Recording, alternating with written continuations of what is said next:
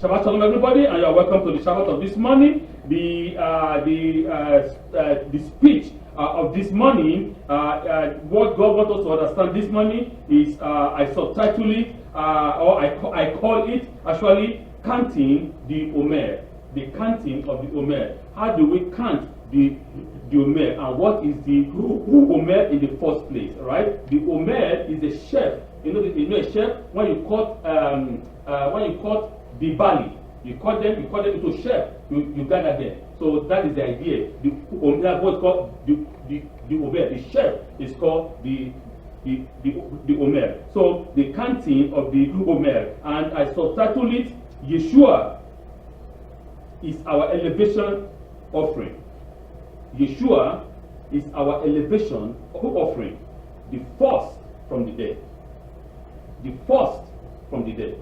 Yeshua HaMashiach is our elevation offering, and he is the first from the dead. So once we understand that, I want to bring our mind a little bit back. Remember, Yeshua is not the first to resurrect from the dead. I want us to understand that. It's not the first. Before him were people, a lot, that resurrect from the dead.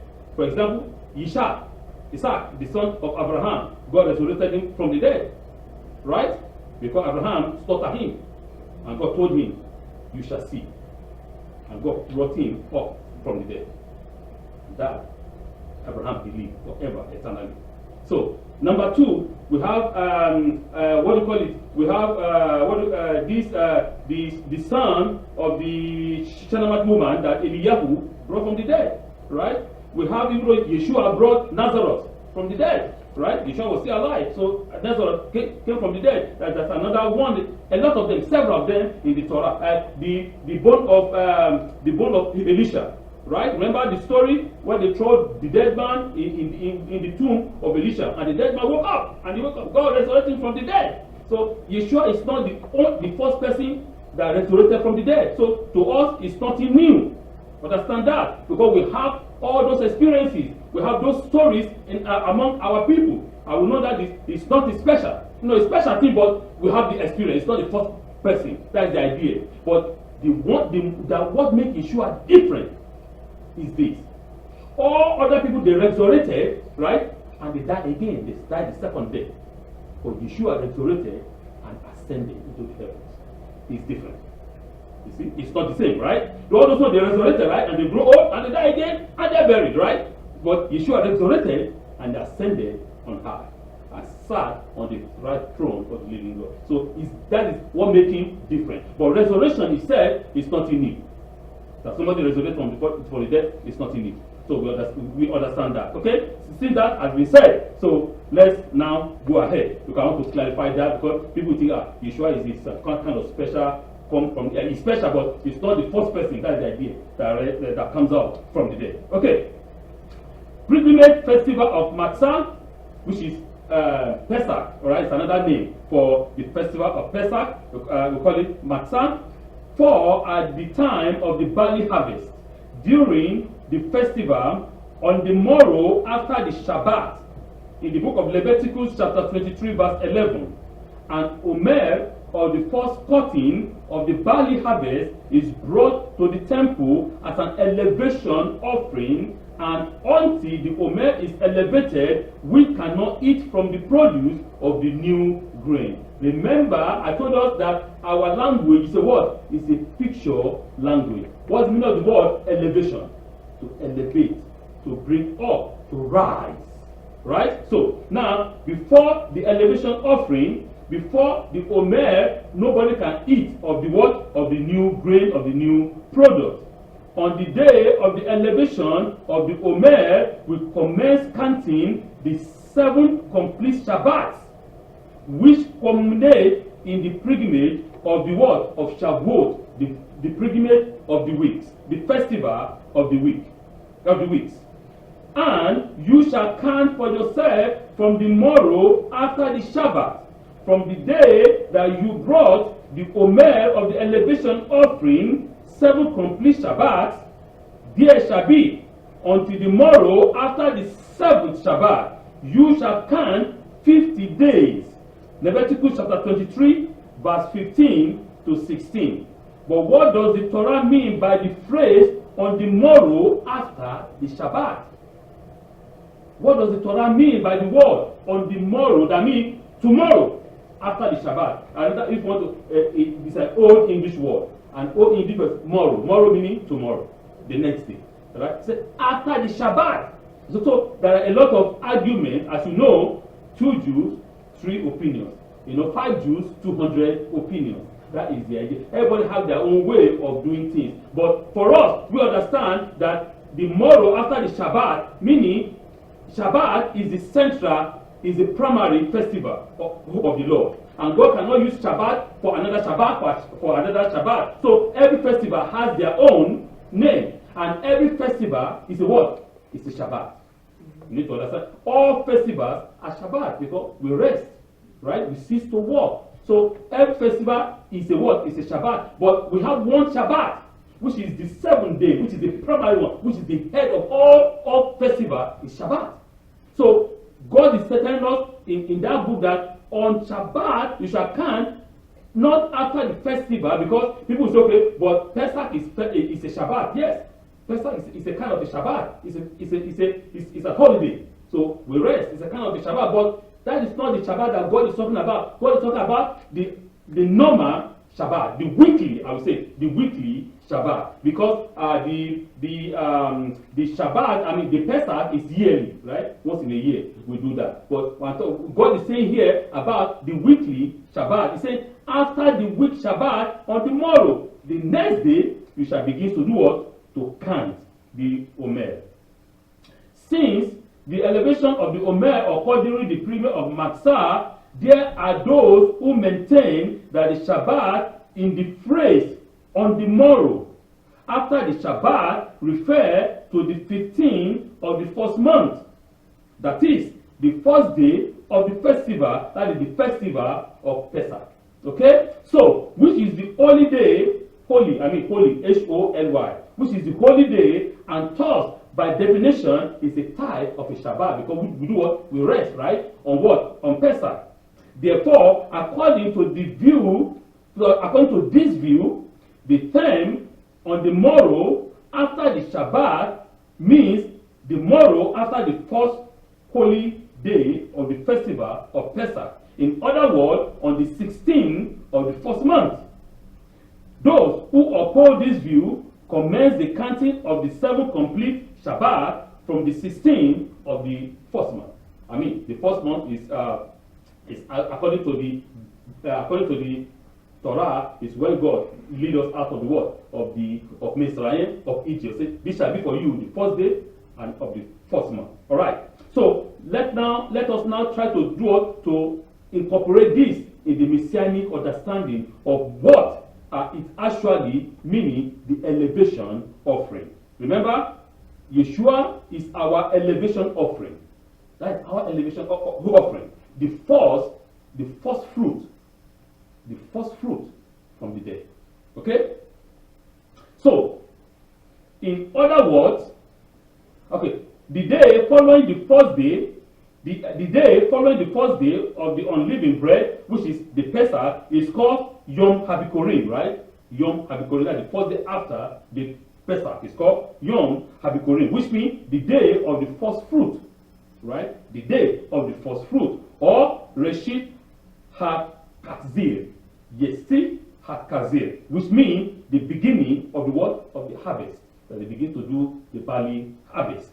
In ancient times, on this day, a sheaf, which means the Omer of the barley, the first grain crop to ripen, was waved before the Lord in a prescribed ceremony to mark the start of the counting of the Omer, thereby initiating the 49 days countdown to the Jubilee harvest of Shavuot. That means the festival of the weeks. In other words, on this day, the priest will wave the Omer, which means the sheaf of the green barley of the new harvest before the Lord. He's going to wave it, what? North, right? South, east, and west, right? in the temple, right? So after he did that, as a symbolic gesture of dedicating it to what? To him, to the Lord, to the right. So, and also remember a male lamb, which we read in the Maṣṣoth portion, a male lamb was then sacrificed as a what? As a burnt offering to the Lord, which is the Olah offering. Remember last week we talked about Olah offering, right? So the male lamb is going to be burnt completely as an Olah offering to the Lord, along with a what? With a mincha, which is the offering of the wheat. I mean of the flour. So that is the unleavened bread mixed with oil and also with wine. Only after the wave offering was performed could the crop begins to be used, which is in the book of Leviticus chapter 23 verse 14. As I read, you can see that in there. It is altogether remarkable that on this day a defect-free male lamb was to be offered along with the bread and wine, a very symbol which Yeshua used to recall his said sacrifice. Remember, he said, I am the what? I am the lamb. He is the lamb. He said, my kingdom is not of this world. No. I haven't come here to take hammer and start eating your head with hammer. I have not come to this world to begin to attack you, point finger. You know, there are gods, you know, the gods of other nations. They are terrified of their gods. You know, they are afraid because their God is always angry with them. You know, their God is always pointing finger at them. But the Holy One, blessed be He, the God of our fathers, the God of Abraham, Isaac, and Jacob, is never angry with us. He doesn't point finger at us. He is telling us, come out. Man, improve your way. Man, do better. Man, do fine. Because this what you are doing is not right. Because you are not killing me. You are killing yourself. And as a father, I love you. I don't want you to kill yourself. I want you to do better for yourself. I want you to grow up from your animalistic understanding to a being, to a spiritual being, to a higher being. You know, that your aim should not be a temporal aim on this world. No, because you are not only material, you are also part of me. You have my spark in you. So because you have my spark in you, you are spiritual. You have to aim for the higher being, to the higher understanding. Not remaining here. No. This is not the purpose or the main reason why I created you. I created you as a what? As my friend, as my son, as my daughter, for us to have union, for us to have relationship. And if I cannot have a relationship with you, then it doesn't make sense. The purpose of the creation, it doesn't work. There's no purpose there. But my purpose is that we have relationship. Because I am a spiritual being. And you also have to be spiritual. Even though you have a physical part. That doesn't hinder you from being in relationship with me. That will all actually help you to be part of me. That is the understanding. That is the idea. And so Yeshua said, I am the lamb. You know, the symbolism of a lamb. The symbolism of a lamb is calm, humble, simple. A lamb follows, right? It goes. You know, I said, there's a word. I mean, in one of the Messianic writing, I can't quote it perfectly well, but this is how it goes. It just for it for us. He said it goes like a lamb to the slaughter, right? And he did not offer any negative word. He did not. No, he just because that is the way it is written. As it is written, let it be. Because I know my purpose. I know that at the end. Hereafter, the word hereafter, meaning in the next world, right? I will raise you up from the dead. He knows that from the beginning. Okay? I am the life, the truth, and the way. I will raise you up from the dead. He has given us that complete assurance. Fear not. Don't fear. Because fear is the fruit of what? Is the fruit of the wicked one. It makes you fear, panic, so that it can install all your battles. You know your battles? Your spirit, it will suck you dry. Your spiritual energy, it will suck it dry, including your physical life. Because you are afraid. But when you are not afraid, you can do nothing. nothing, because you know who you serve. Right? That is what Yeshua is telling us. Yeshua is our first fruit. Is the one, is our elevation offering. He brought us up from the ground and elevated us up to the level of a being, to the level of a spiritual being, for us to be closer with what? With his Father, who is what? In heaven. Yeshua, our first fruit, although not happening coincidentally, the wave offering and the resurrection of Yeshua HaMashiach are linked together prophetically by Shaul, by Apostle Shaul. Shaul said, but in fact, Messiah has been raised from the dead, the first fruit of those who have fallen asleep. For as by a man come death, and by a man has come also the resurrection of the dead. For as in Adam all died, so also in Yeshua, in the Messiah, shall all be made alive. Remember the messianic writing that we just read. But each in his own order. First the Messiah, then as is coming, all those who belong to him, who fall asleep in him. 1 Corinthians chapter 15, verse 20 to 23. When we always say, oh, someone is in the bosom, Yeshua gave the example, say, and there was a rich man, and there was a poor man, right? And the poor man always go to the house of the rich man to beg, and the rich man will kick. Okay, pas problem, right? As the French people will say, pas problem, right? Then, when the rich man died, and the poor man died, and behold and lo, the rich man went into a place of repair, into a place of damnation, into a place of pain, of terror. And the poor man died, and the poor man ascended and was settled in the bosom of what? Of Abraham. And behold, as the rich man began to suffer and pain in pain, he looked up and lo, and he saw the poor man in the bosom of Abraham. And he said, hey, Monsieur, I know you, I remember you, can you just dig your hand in the water and let just a drop of the water in my tongue, because here is a terrible place, right? But it's not possible, because you have your time, you didn't use it, right? Oh, too bad. You say, hey, please God, let me, please, can I go back to tell my people? The Lord said no. He said, okay, not me, but can you send an angel to tell my children that the situation in this place? God said no. God said, if your children will not believe those messengers that I have sent, even though if I resurrect you from the dead, even though if an angel descend from the heavens, they will never believe. Which is also in the Torah. If somebody is resurrected, a person that will not see, because he doesn't want to see. Right?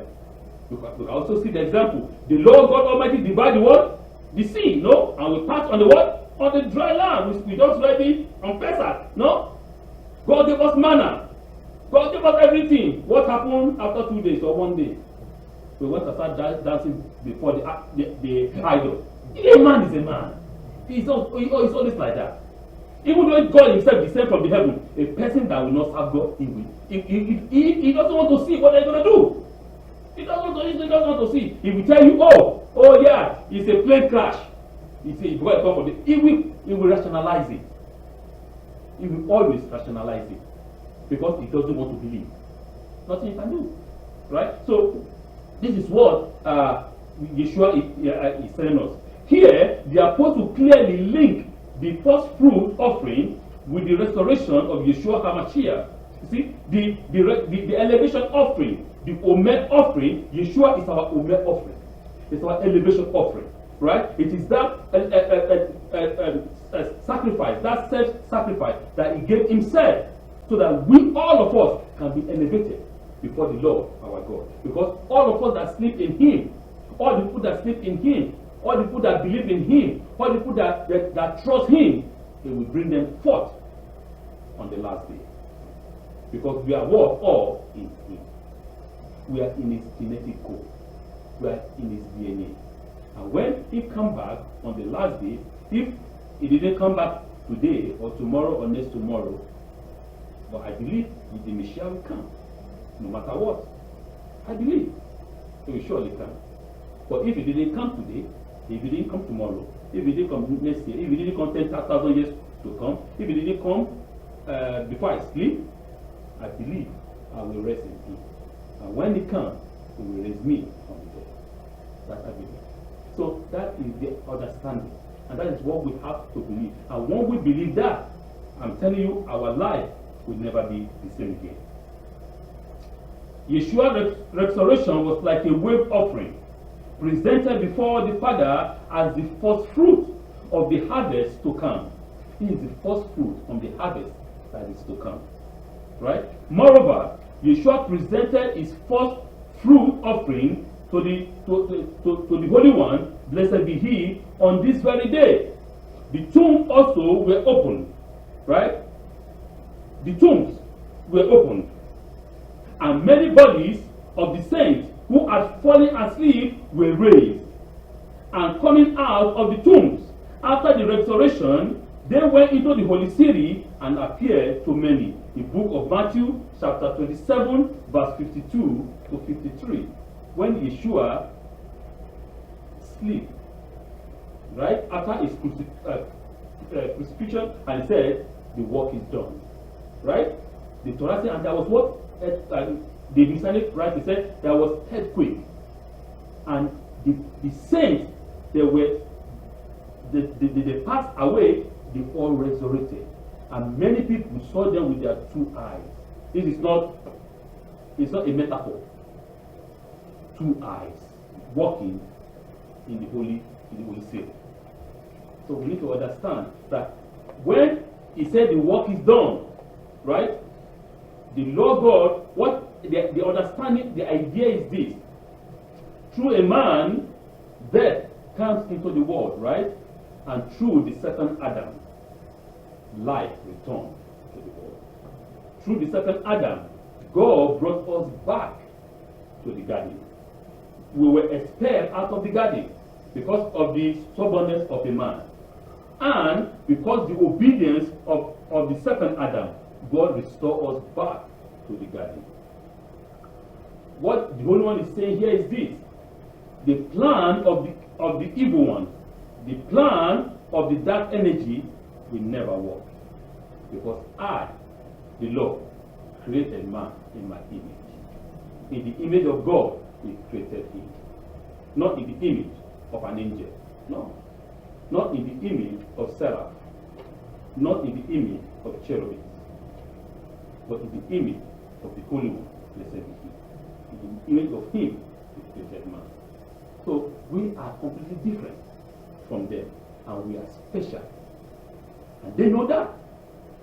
They know that very, very well. That this, even though this being, you can say that as if they are created lower than us, they mean a lot to the Father. They mean a lot to He who created us. They are not just ordinary beings, they are special. Okay, so our Lord offered to the Holy One, blessed be He, the first crops of what will be an overwhelming harvest at the end of the ages. At the end of time, there are going to be a lot of righteous people coming up, rising up from the dead, and we all shall see it with our two eyes.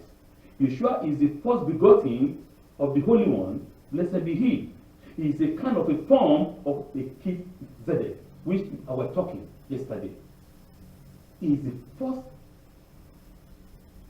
of the fruit, the king of righteousness. He is the firstborn of creation. Before anything was created, it came forth. Before the angels were ever made, before the cherubims, before the seraphims, before any heavenly host was ever created, he was there. Right? He saw it all with his Father. The first begotten from the dead. who resurrected and ascended into on high, and is the first fruit of those who are to be resurrected. Glory be to God. The first of them all. So this is giving us a hope, right? It is giving us the understanding that the Omer counting has a meaning. Everything in the Torah is a figure of what is to come. It's a figure of what God said, do this, do this, do this. Do not argue, do it. Because there is a purpose why he's telling you to do it. If there is no reason, he won't tell you how to. Even the can tell you do it. Okay, I want to just do it for no reason. He give you, but when he says do this, because I'm trying to teach you a principle. Which if I tell you, there is no way you can understand. But I'm going to use the physical thing that you see with your eyes to teach you the spiritual thing which is to come. Because as it is in heaven, so shall it be done on earth. Right? And just as he is our first fruit, so he chooses to give birth to us through the word of truth, through the Torah. The Torah is the word of truth. That we might be the first fruit of all that he created. In the book of James, chapter 1, verse 18. That we might be the fruit of all his creation. Remember, he created all the things by the sin. He created it himself. So that we might be the first fruit, and that we might bring glory, we might bring happiness, we might bring joy to the living God. So the Torah is the word of truth. Is the word of truth. He gave the Torah to Moshe Rabbeinu on the mount. See? Now, take it, teach them, direct them, instruct them in this path. And so therefore, when they were making mess of it completely, he has to come again. They say, you know what? Since I gave the word to Moshe, and Moshe tried all his best to teach you, and you guys become stiff-necked. You guys make a mess of my word. Okay, I will come myself and teach you and let you know. And now, what do? Okay, since you come by yourself, we teach you a lesson too, like we taught all the prophets. We kill all the prophets, no? One by one. Slaughter them one by one. And you too, we do the same thing, so we don't care. Right? But you look at man, in the other form, we say, you know what, let me just wipe them out. Enough, I'm done with these people. This man, I don't want it again. I will create another one. It's God, you can do whatever you want. Right? But he didn't do that. He said, my spark is in you. And that spark, no power, no dark forces that can overpower it. Because I, the creator that creates all, put that spark in you.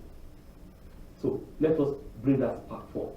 Let us multiply that spark and let it glorify him. Let it, envelope us, envelope our entire spiritual life and our entire physical life. That when people look at us, they can literally see that spark in us, the spark of the living God, that positive energy, that light that shines in darkness, and darkness has no power over it. So once we can begin to demonstrate that, not just only reading it, right, but actually living it, because there's a difference between reading it and living it. So if we begin to live it, and we will show to the world the shining light, as Yeshua said, we are the light of the world, we are the salt of the world, we are the bread of the world, we are the living water, because he has deposited that living water in us, and we have to give it to others, right? We don't have to stay, close it like our sages, close the Torah, don't teach anybody. No, let us do that. Let us give it out. Give water, give bread, give life to everyone. But I'm not saying it's not everyone that will take it and eat it. Try your best. Give it out. If they like, they eat it. If they like, they drink it. It's their choice. Your hand is clean because you gave it out. Right? That is it. So I won't force you to drink it, neither will I force you to eat it. God does not force nobody to serve it. It's a choice. Right? So that is the idea. So, and the Lord will continue to strengthen us and bless us and give us more understanding of His word. Counting the Omer, the sure elevation offering, the first fruit from the dead. Shabbat Shalom.